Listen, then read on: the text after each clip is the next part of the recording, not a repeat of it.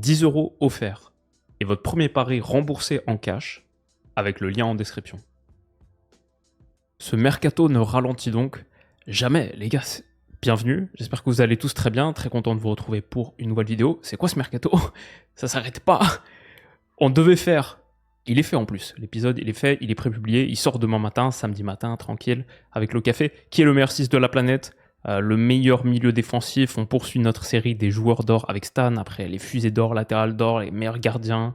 On a fait les meilleurs 8, ce sera sur sa chaîne, c'est peut-être déjà sorti. Les cerveaux d'or, ça sort demain. Je devais le faire aujourd'hui, mais il s'est passé trop de trucs. Malheureusement, Levicle Will, ligament croisé, oh, ça c'est les nouvelles quand tu peux compter sur tout un effectif, tu peux avoir ta stratégie en place, et là, la méga grosse blessure, il va rater une majeure partie de la saison, bien sûr, sur le premier jour de reprise. Aïe, tellement dur pour Levicle Will. On va donc parler de Chelsea et ce qui se passe derrière à Chelsea, pas que derrière. Vous l'avez vu parce qu'on va endurer une nouvelle vidéo mercato. J'espère que ça vous plaît, on essaie de couvrir le maximum de sujets. Il y a Colwill, il y a un autre défenseur central gauche qui part, qui sera pas disponible saison prochaine, Inigo Martinez à Al Nasser, transfert libre. Waouh, gros choc, ça je m'y attendais pas du tout, c'est tombé hier dans la soirée. On va discuter de la situation du Barça, comment est-ce qu'ils doivent réfléchir à la suite sur ce poste de défenseur central. Newcastle, du coup, qui est en train de bouger, qui est en train d'activer toutes les options. Les pauvres, ils se font refuser de partout, prennent des ventes partout, et ils vont peut-être faire Samu, intéressant. On va en parler, ex-Samu Omorodion, Samu Ageoa, donc on va en discuter un petit peu. Carlos Baleba peut-être à Manchester United, ça on en parlait à fond avec Stan justement dans la vidéo qui sort demain. Baleba, un des 6 les plus sous-cotés, qui a fait une grosse saison à Brighton. Il serait très intéressant pour United. On va se passer en revue tout l'effectif d'United. Vous allez m'aider à comprendre un petit peu de Chelsea, encore un petit peu de Chelsea. On va faire le Barça, mais on va faire aussi Garnacho à Chelsea, qui apparemment, les discussions sont nettement intensifiées. Ça devrait se faire. Garnacho à Chelsea, ça devrait se faire, très proche de se faire. Et bien sûr, le gros truc, ça c'est le troisième sujet, et on va démarrer par ça, Šeško à United. Accord trouvé avec le joueur, c'était le cas depuis un moment. Accord trouvé avec Leipzig, hier, il s'est envolé, on l'a vu dans le jet privé. Il prend donc la direction de Manchester United. Il a réduit son salaire, pas par rapport à Leipzig, mais par rapport à ce qu'il aurait pu toucher, parce qu'il y avait des contacts très très forts avec Newcastle. Il va moins toucher que ce qu'il aurait touché à Newcastle, ce qui est... En plus, Newcastle, qui joue la Champions, United qui a fini 15e. C'est un camouflet énorme pour les Magpies, un de plus. Et quand on parlait de l'effet, on parlait avec Liverpool l'autre jour, de l'effet du mercato cumulatif. La boule de neige qui devient l'avalanche. Tu commences fort avec des gros noms, ça donne envie aux autres de venir, et du coup, tes acquisitions de doute sont plus faciles. Bon, Šeško, cas d'école de ça, je pense, par rapport à la situation de Newcastle, où là, ça pue de ouf, et j'ai l'impression que personne ne veut y aller. Assez terrible.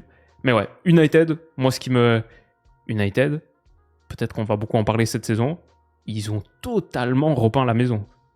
Dans le 3-4-2-1 de Ruben Amorim, les 3 avants ont été changés. Et peut-être il fallait 44 buts marqués la saison dernière en Première Ligue, catastrophique performance offensive. Ils perdent cette finale d'Europa et donc ne prennent pas leur billet pour la Champions parce qu'ils ne marquent pas un seul but en finale, bien sûr.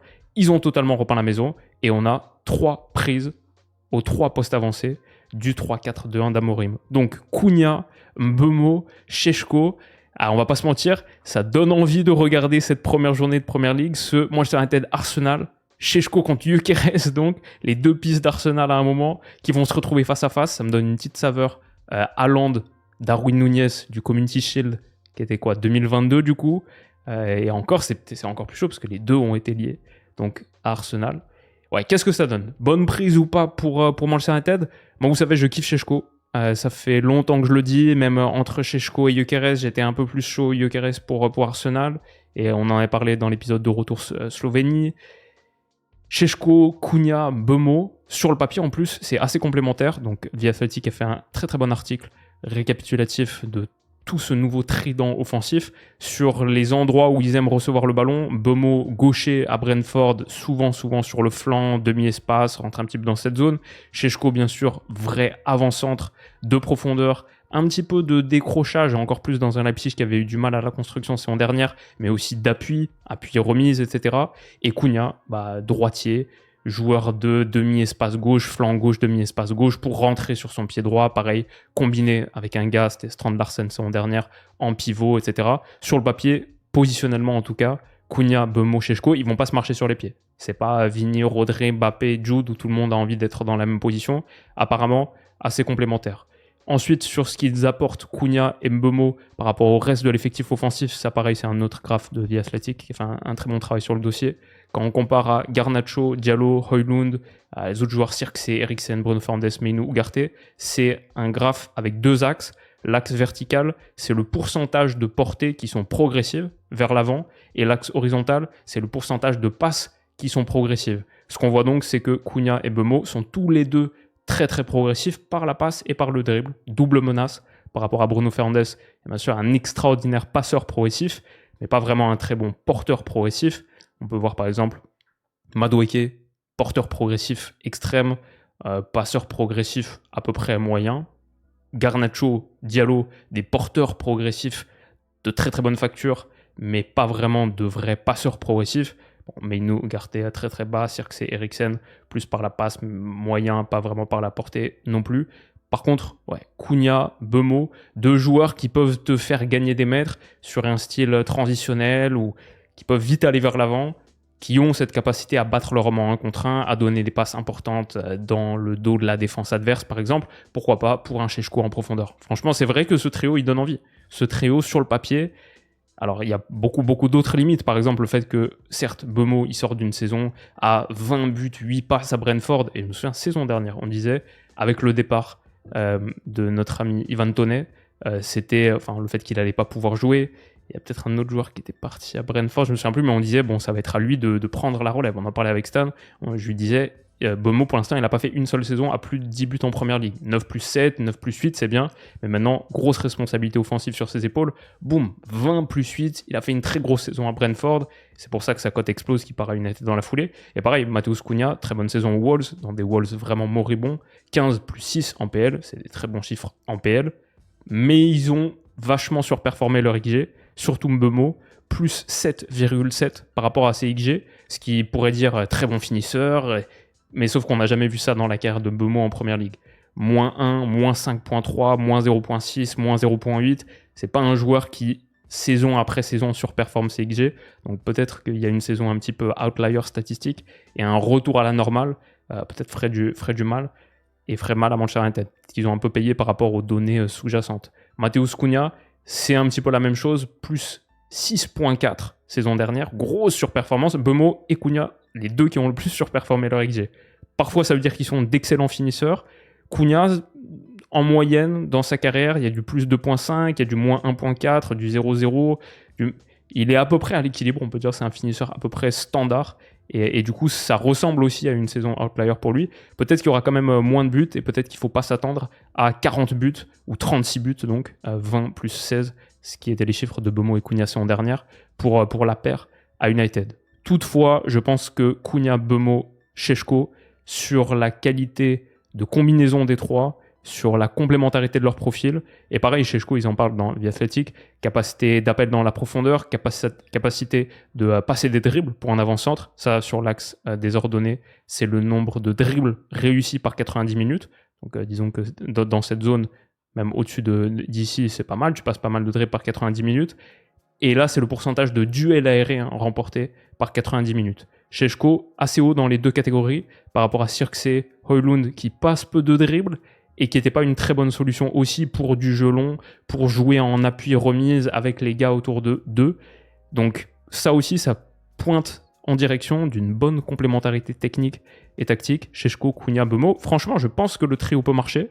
Ce qui est intéressant, c'est que derrière, ça fait reculer Bruno, qui était régulièrement sur un des deux postes de milieu avancé, comme ça, pas toujours. Parfois double paire de l'entrejeu du 3-4-2-1. Mais régulièrement ici, le faire reculer, sa qualité de passe longue, ok, mais après peut-être ton milieu il devient assez offensif quand même si Bruno a une capacité de chien, c'est un top joueur, on lui a donné le Willou du super-héros saison dernière, il peut peut-être s'adapter à tout, extraordinaire joueur. Je l'aimais bien aussi assez haut pour la pression, l'agressivité qu'il pouvait déployer dans cette zone. Qui est-ce que tu mets à côté de lui? C'est la question. Surtout si le right wing back, le piston droit d'Amorim la saison prochaine, c'est Amad Diallo, qui a plutôt été intéressant dans cette position. Si le piston gauche, c'est Dorgu, très très avancé, adore ses projections. Qui est-ce que tu mets à côté pour équilibrer un peu ça? Parce que là, ça commence à faire beaucoup de joueurs offensifs attirés par le dernier tiers. Est-ce que c'est Ugarte? Est-ce que c'est Casemiro, difficile sur les transitions? Est-ce que c'est Meinou, qui est un peu déçu saison dernière?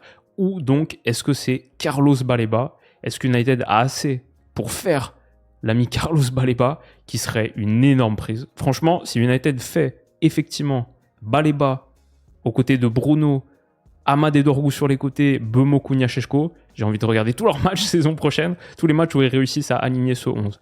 Maintenant, je dois dire aussi, ma limite par rapport à tout ça, c'est qu'est-ce qu'il y a derrière.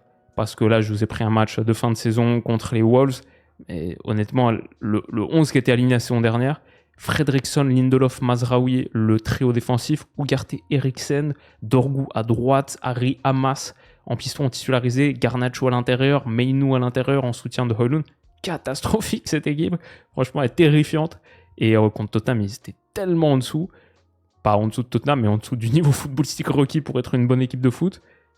Je sais pas qu'est-ce que tu fais derrière. Pourtant, il y a du talent. Lenny Yoro, Mazraoui, j'aime beaucoup. Dalot, il a joué beaucoup de matchs à droite, beaucoup de matchs à gauche, beaucoup de matchs partout. De Ligt, 25 ans. Lisandro Martinez revient de blessure, deuxième partie de saison. Il s'est fait les ligaments croisés, out jusqu'en 2026 apparemment. Il y a le petit Aiden Heaven. Il y a Meinou, donc une ligne plus haut. Il y a peut-être Luke Shaw. Mais en gros, là, j'ai juste mis les noms parce que honnêtement, je sais pas ce que tu fais dans cette zone. Je sais pas à quoi ça ressemble vraiment à l'animation optimale. Et moi, j'ai coutume de dire, c'est pour ça j'ai envie de nuancer aussi l'emballement. On s'emballe pas souvent sur United, donc peut-être on peut y aller un petit peu. Mais j'ai envie de nuancer un peu l'emballement de Cunha, Bemo, Šeško, incroyable. Parce que, pour moi, une belle saison, même sans Ligue des Champions, même sans compétition européenne pour United, une grosse saison, on le voit année après année, c'est un effectif.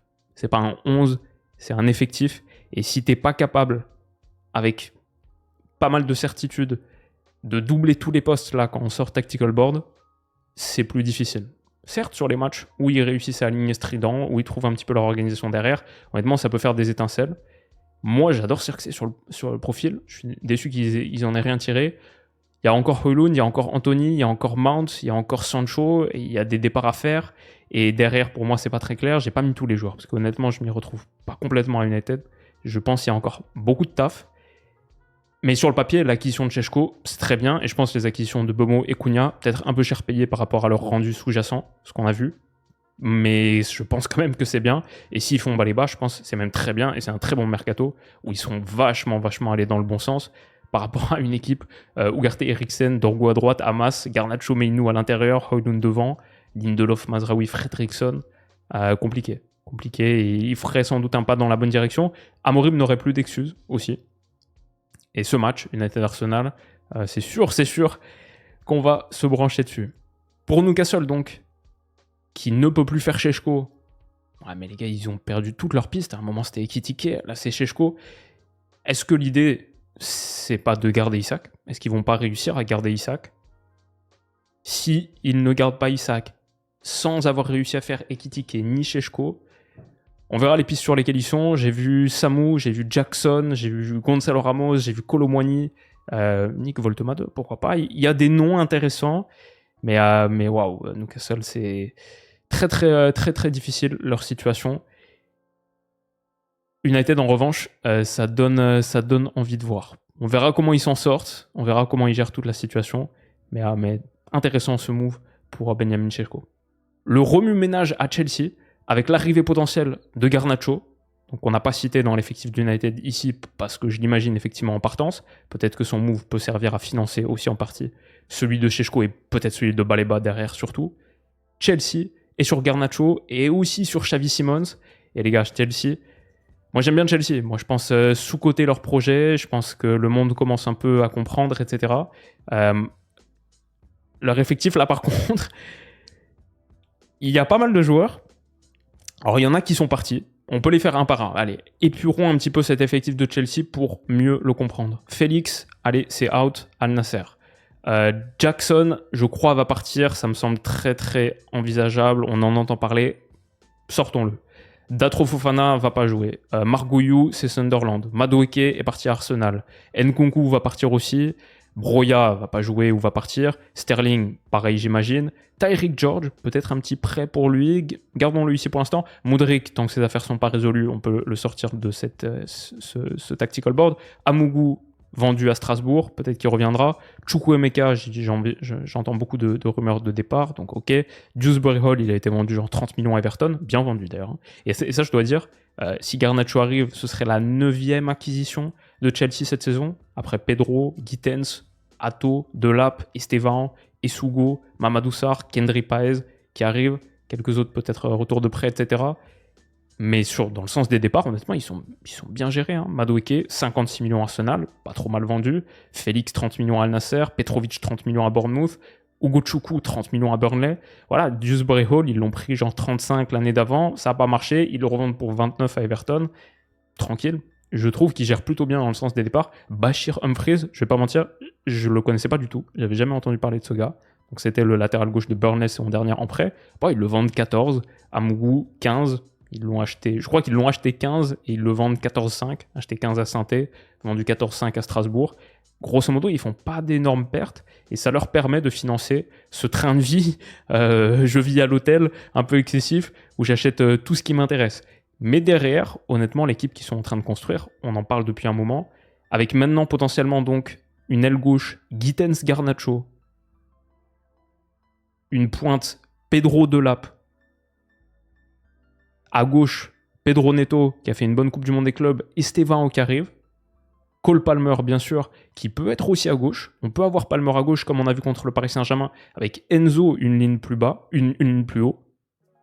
Caicedo, joueur de la saison à Chelsea, énorme, aurait dû être dans les 30 du Ballon d'Or, à côté de Lavia, par exemple. Mais André Santos qui arrive, et Sugo, qui est censé être une bonne pépite. Allez, enlevons du coup Ugochukwu, enlevons Humphries, enlevons Petrovic, enlevons Penders qui a été prêté à Strasbourg, enlevons Alfie Gilchrist, je ne sais pas ce qui va advenir de lui, enlevons Mamadou Sarr qui a aussi été prêté, enlevons Disasi parce que je pense qu'ils veulent le vendre.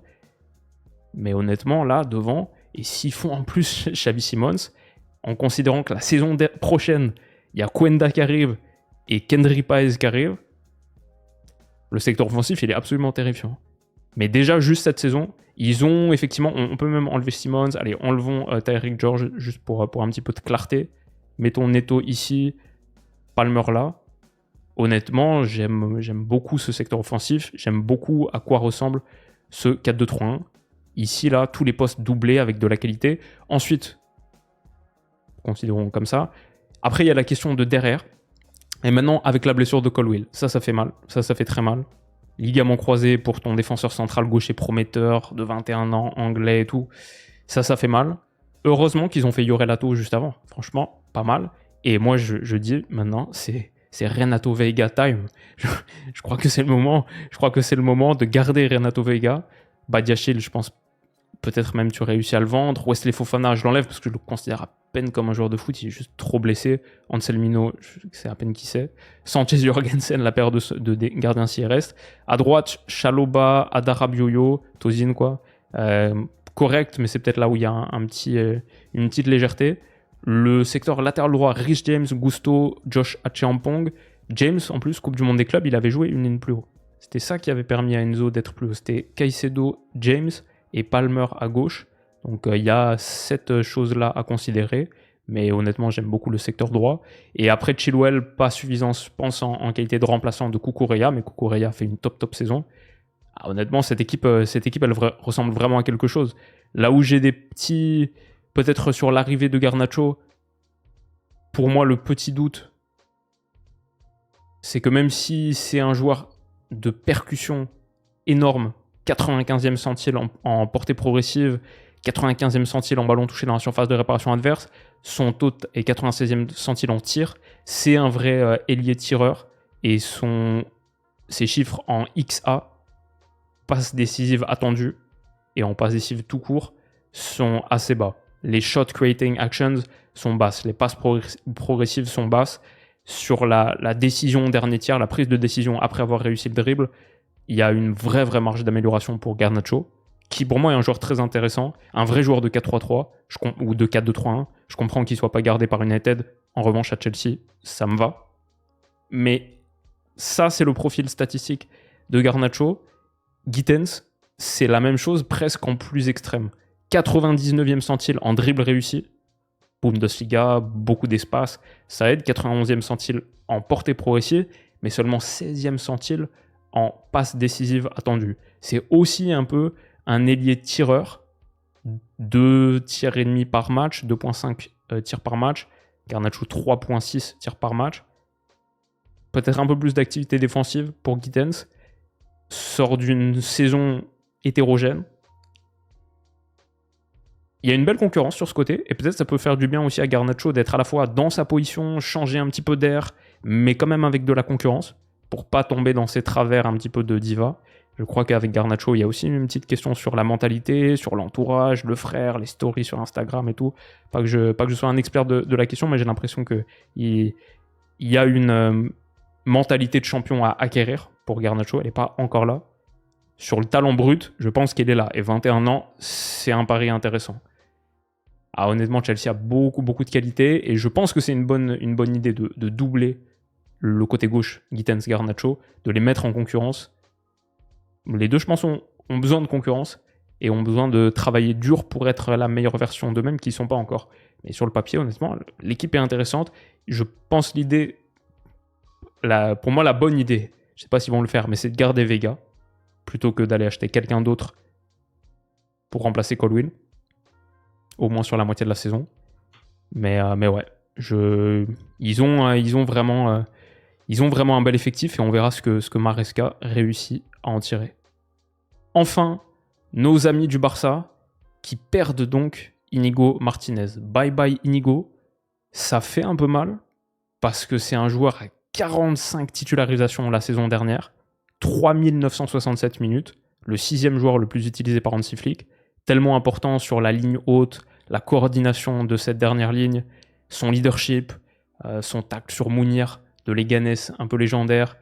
C'est une vraie perte pour le Barça et il a aidé Cubarsí à progresser. Il va falloir trouver une bonne entente pour que Cubarsí continue sa trajectoire de progression. C'est pas idéal non plus du tout pour moi parce que c'était le seul défenseur central gaucher de cet effectif. Maintenant, j'imagine que le Barça, qui retrouve Christensen, qui est revenu de blessure en fin de saison, Araujo, toujours là, et avec Eric Garcia, sur le papier, ils ont leurs 4 défenseurs centraux. Je pense quand même qu'on est, avec la perte d'Inigo, qui va peut-être pas être remplacé. On verra, mais on est face à la situation du Barça qui est quand même en souffrance économique, qui n'arrive pas à enregistrer tout le monde, qui jusqu'à ce que le nouveau Camp Nou arrive et que les sièges soient vraiment là et qu'on puisse enfin actionner tous les leviers et peut-être enfin réussir à se passer un peu de levier, ouais, le Barça est en train de jouer le tour d'équilibriste. Ce que je vais dire, c'est que si effectivement il pallie le départ d'Inigo par un Christensen ou un Araujo, que ça réussit à tenir tant bien que mal, ils sont vachement sur la corde raide, je trouve. Vachement sur la corde raide. C'est quand même un club qui a recruté pour 30 millions cet été. Rashford en prêt, Barghi 2 millions, Johan Garcia 25. L'été d'avant, c'est quoi? Olmo 55.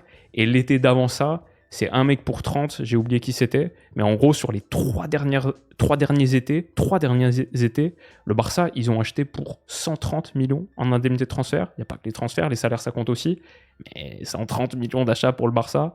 On est en train de parler de Manchester United, c'est 300. Chelsea, c'est combien sur les derniers mercato, Liverpool, etc. Évidemment, ça se voit que le Barça a des problèmes financiers, on le sait, on ne le découvre pas d'aujourd'hui. Si malgré ça, ils réussissent à garder Yamal, garder Pedri, pour moi, 2 des 3 meilleurs joueurs de la planète, et enchaîner avec un 2e titre consécutif en Liga, un 3e en 4 ans, et bah pour moi, c'est un des grands tours de passe-passe des dernières années. Et c'est Harry Houdini incarné en la personne du Barça. Et quand on parle Barça, on parle forcément Real Madrid. L'échec du Real Madrid de ne pas avoir tiré profit de cette situation en dépensant pourtant infiniment plus que le Barça sur ce moment-là.